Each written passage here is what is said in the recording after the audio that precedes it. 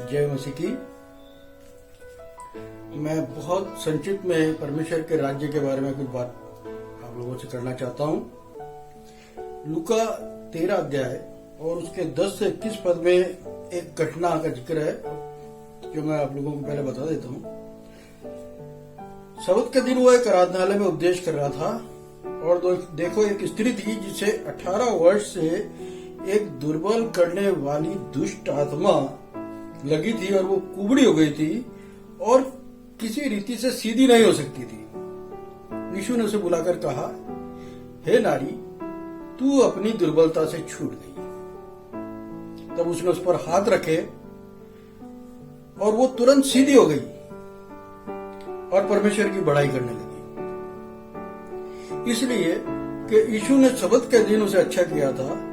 आराधनालय के सरदार ईर्ष्याकर लोगों से कहने लगा, 6 दिन है जिनमें काम करना चाहिए और उन्हीं दिनों में आकर के चंगे हो, सबत के दिन नहीं।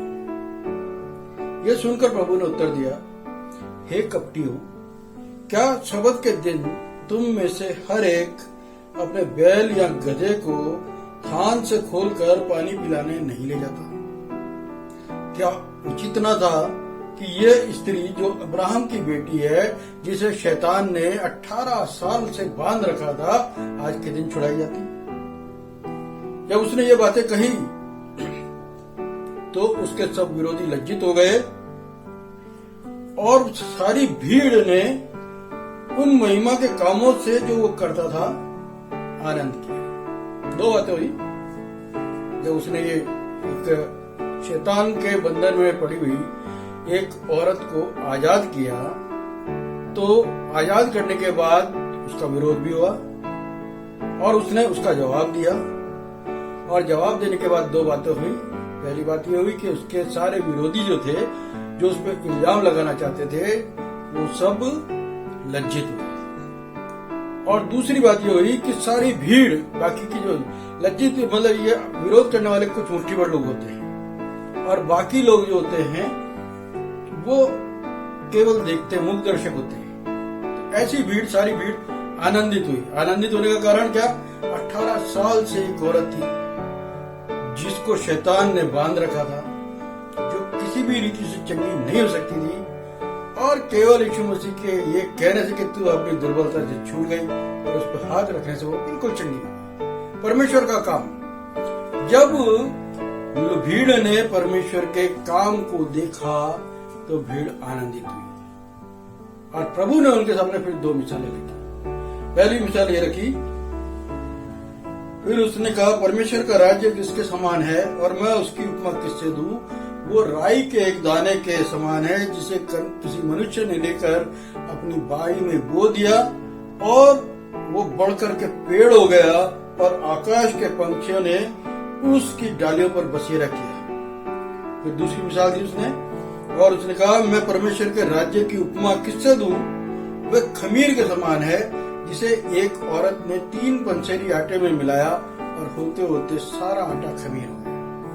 यानी 2 उदाहरण देकर के, 2 दृष्टांत देकर के प्रभु यीशु मसीह ने यह बताया कि परमेश्वर का राज्य प्रारंभ में बहुत छोटा होता है। राई का दाना बहुत छोटा है, खमीर, चुटकी भर खमीर बहुत कम होता है, और 3 पंसेरी आटे को उसने खमीरा कर दिया और राई के दाना जो है बढ़कर के बहुत बड़ा पेड़ हो गया और आकाश के पक्षी उसके ऊपर बसेरा करने लगे। मतलब परमेश्वर का राज्य प्रारंभ में बहुत ही सूक्ष्म होता है जिस पर गौर नहीं किया जाता है। यहाँ पर यह प्रभु ने दोनों मिसालें दी परमेश्वर के राज्य के बढ़ने की, और उस मिसाल का कारण क्या है कि भीड़ आनंदित हुई। क्यों आनंदित हुई? परमेश्वर के एक काम को देख करके। और परमेश्वर का काम ये क्या सिद्ध कर रहा है? परमेश्वर का काम ये सिद्ध कर रहा है कि परमेश्वर का राज्य आ चुका है। परमेश्वर के राज्य में परमेश्वर काम करता है और परमेश्वर के राज्य में उसके विरोधियों को जवाब दिया जाता है। और भीड़ ये देख करके आनंदित हुई। यानी आनंद होना, परमेश्वर के काम को देख करके आनंदित होना, ये है राई का दाना या चुटकी भर खमीर। जब हम लोग परमेश्वर के किसी काम को देख करके आनंदित होना प्रारंभ कर देते हैं, उसकी महिमा करना प्रारंभ कर देते हैं, आनंदित होना प्रारंभ कर देते हैं, तो परमेश्वर का राज्य शुरू हो जाता है। अब ये बढ़ेगा कैसे? जब दूसरा काम होगा और आनंदित होंगे, तीसरा काम होगा और आनंदित होंगे।